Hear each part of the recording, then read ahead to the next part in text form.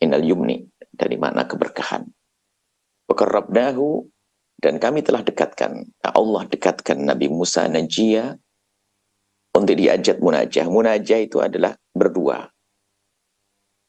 bukan ngobrol bersama. Berdua antara kita dengan Allah namanya munajat. Aslinya begitu, aslinya.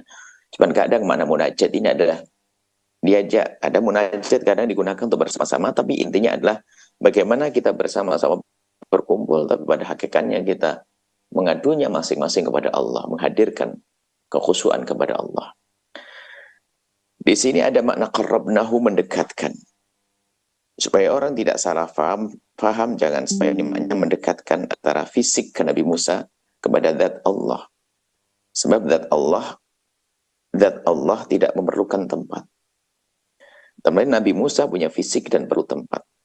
Makna qarrabnahuna adalah didekatkannya Nabi Musa, artinya telah diangkat derajatnya. Sebab derajat semakin tinggi, semakin dekat kepada Allah. Seorang mukmin semakin kuat derajat keimanannya, semakin dekat kepada Allah.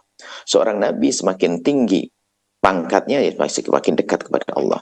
Wa qarrabnahu, itu didekatkan Nabi Musa kepada Allah. Tentunya ini adalah karunia agung, bukan dekat fisik. Najia, maka dengan, yaitu diajak bicara. Maka termasuk keistimewaan Nabi Musa adalah diajak bicara langsung oleh Allah. Wa kallamallahu Musa taklima.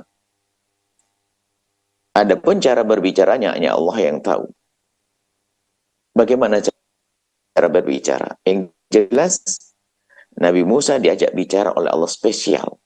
Khusus wahyu diberikan kepada Sayyidina Musa alaihissalam, diajak bicara langsung dan bicaranya khusus. Adapun cara bicaranya hanya Allah yang tahu. Yang jelas ada kaidah bahwa Allah laisa kamitslihi syai'un. Allah tidak serupa dengan apapun dari makhluknya.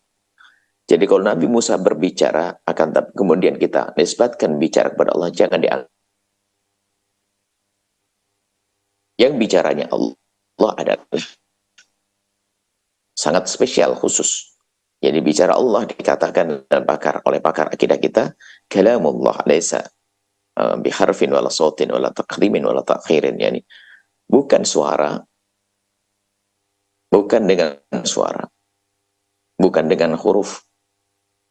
Sebab kalau pakai suara nanti tentu ada, kalau manusia ada pita suaranya untuk mengeluarkan suara. Perlu alat. Dan huruf ada takdim dan takhir. Coba kalau kita bicara ana, hamzah terlebih dahulu dari nun. Adapun Allah berbicara adalah tidak dengan itu semua, itu adalah akidah ahli sunnati wal jamaati. Akan tapi kalamullah, firman Allah itu ditulis. Adapun tulisan tentang firman Allah, ya tulisan ini untuk dibaca manusia tentu dengan keadaan manusia itu sendiri. Karena manusia bisanya membaca, maka ada huruf yang ditulis, sehingga alif lam mim dzalikal kitabu, seperti itu tulisannya. Dan itu adalah firman Allah. Jadi firman Allah adalah kalam Allah bila sautin wala harfin, tanpa suara, tanpa huruf, tanpa ada yang dahulu dan belakang. Semua qadimun azaliyun. Tapi ditulis di dalam mushaf dan dihafal oleh lisan orang-orang besar. Ditulislah. Ini umumnya seperti. Kemudian ada pun spesial Nabi Musa adalah dia diberi oleh Allah. Nah, keistimewaan diajak bicara oleh Allah. Tentunya bukan Nabi Musa membaca tulisan, tidak akan, tapi begitulah Allah sebutkan, Allah mengajak bicara dengan Nabi Musa dan hanya Allah yang tahu caranya bagaimana. Setelah Anda menyaksikan video ini, jangan lupa berselawat kepada baginda Nabi Muhammad sallallahu alaihi wa alihi wa sahbihi wasallam.